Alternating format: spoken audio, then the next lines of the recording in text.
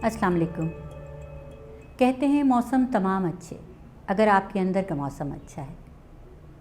जी ठीक समझे आप, मगर आज हम मौसम और सेहत के हवाले से बात कर रहे हैं, ख़ासकर गर्मी के मौसम के हवाले से। आइए माहिर से बात कर लेते हैं। हमारे साथ मौजूद हैं डॉक्टर मोमिन।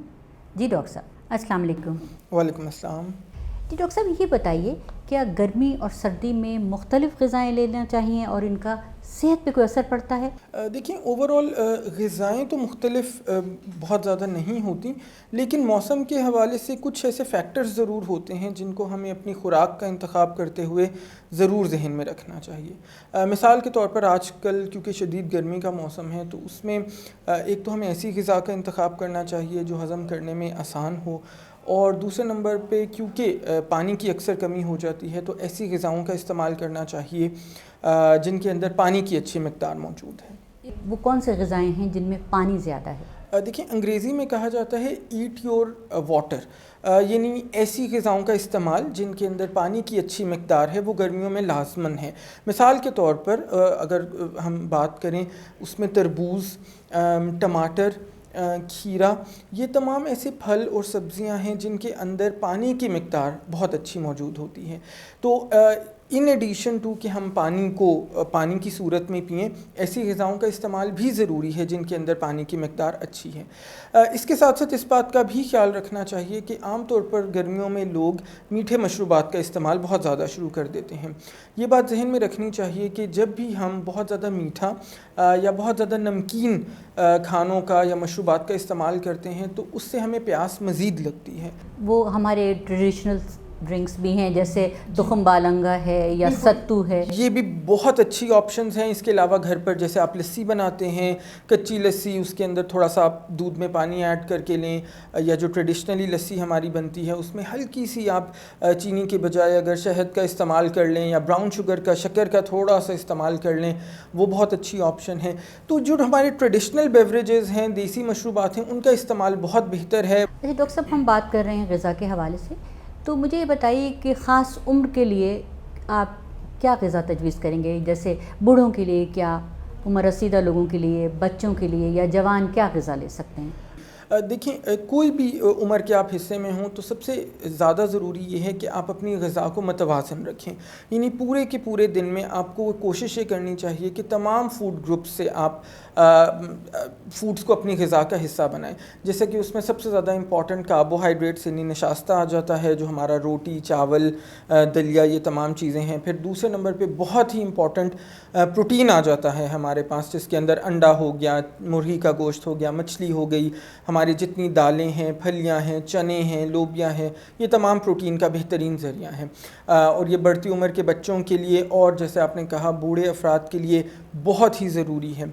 फिर तीसरे नंबर पर चिकनाई भी हमारे जिस्म को चाहिए होती है, लेकिन उसमें एहतियात लेने वाली ये बात है कि ऐसी ग़िज़ाओं का इस्तेमाल करना चाहिए जिनसे हमें अच्छी चिकनाई मिल रही है, जैसे मछली हो गई या नट्स हो गए, ड्राई फ्रूट्स जिनको हम कहते हैं, इनसे हमें अच्छी किस्म की चिकनाई मिलती है। फिर इसके अलावा फलों और सब्ज़ियों का बाकायदा इस्तेमाल, और इसके साथ साथ दूध या दूध से बनी हुई जो अशिया हैं, जैसे कि मक्खन हो गया या पनीर हो गया या दही हो गया, तो ये तमाम आपके फूड ग्रुप्स आपको पूरे दिन में लाजमी कवर करने चाहिए। इसके अलावा भी जैसे हमने नट्स की बात की, उसके बारे में एक बहुत बड़ी गलत फहमी लोगों को आमतौर पर ये होती है कि जी गर्मियों में नट्स का इस्तेमाल नहीं करना चाहिए। ये बहुत बड़ी गलत फहमी है। नट्स आपकी दिल की सेहत के लिए ख़ास तौर पर बहुत ही बेहतरीन होते हैं, और साल के 365 दिन आपको मुट्ठी भर नट्स ज़रूर इस्तेमाल करने चाहिए। ये बताइए कि वर्जिश से क्या कंट्रोल किया जा सकता है सेहत को, और किस किस्म की वर्जिश गर्मियों में करनी चाहिए? डाइट के साथ साथ वर्जिश का रोल भी हमारी सेहत के अंदर बेइंतहा अहम है। अनफॉर्चुनेटली पाकिस्तान दुनिया के उन चंद ममालिक में से है जहाँ पे जिस्मानी सरगर्मियों को या वर्जिश को हम बिल्कुल भी प्रैक्टिस नहीं करते या अहमियत नहीं देते। जब तक आप वर्जिश नहीं करेंगे, आप जितनी भी अच्छी खुराक ले रहे हैं या लेने की कोशिश कर रहे हैं, आप ओवरऑल अपनी सेहत को बेहतर नहीं बना सकते। डॉक्टर साहब, ये बताइए कि वो कौन सी ग़िज़ाएँ हैं जो गर्मियों में और सर्दियों में ایک خاص امپیکٹ رکھتی ہیں؟ سب سے پہلے تو اس تاثر کو ختم کرنے کی ضرورت ہے کہ کوئی بھی غذا گرم یا کوئی بھی غذا ٹھنڈی نہیں ہوتی.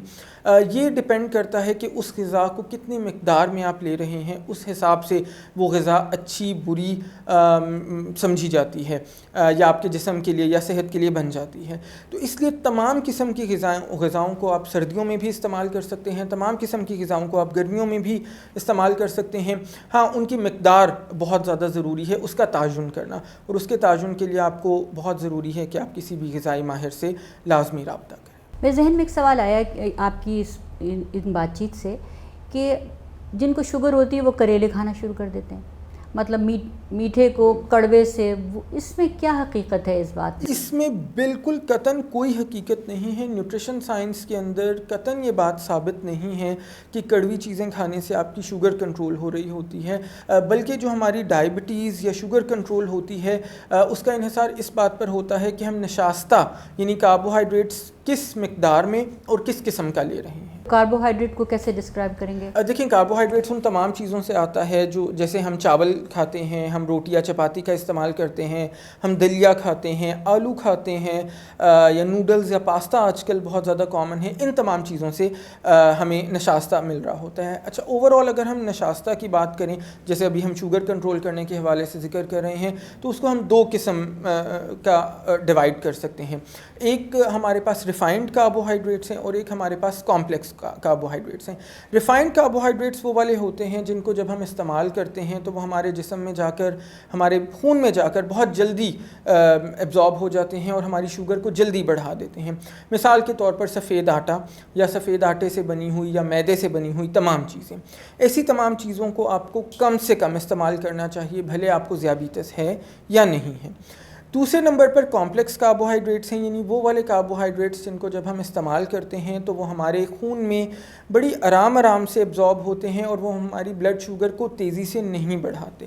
مثال کے طور پر چکی کا آٹا یا چکی کے آٹے سے بنی ہوئی باقی اشیاء، براؤن چاول ہو گئے یا براؤن بریڈ ہو گئی، یہ تمام کمپلیکس کاربوہائیڈریٹس کی ایگزامپلس ہیں. اور چاہے آپ کو ذیابیطس ہے یا نہیں، ان طرح کے کاربوہائیڈریٹس کو آپ کو زیادہ سے زیادہ استعمال کرنا چاہیے. جی ڈاکٹر صاحب، ہم تو آج تک یہی سمجھ رہے تھے کہ بس جو غذائیں ہم کھاتے ہیں وہی کھاتے رہیں، مگر آپ کی رہنمائی سے یہ پتہ چلا کہ اس میں فرق ہے، اور اگر اس فرق کو برقرار رکھیں تو ہماری صحت بہتر ہو سکتی ہے. جی ناظرین، ہم یہ سمجھ رہے ہیں کہ جو ہم معلومات وقتاً فوقتاً آپ تک پہنچاتے ہیں اس سے ضرور کچھ نہ کچھ آپ کی رہنمائی ہوتی.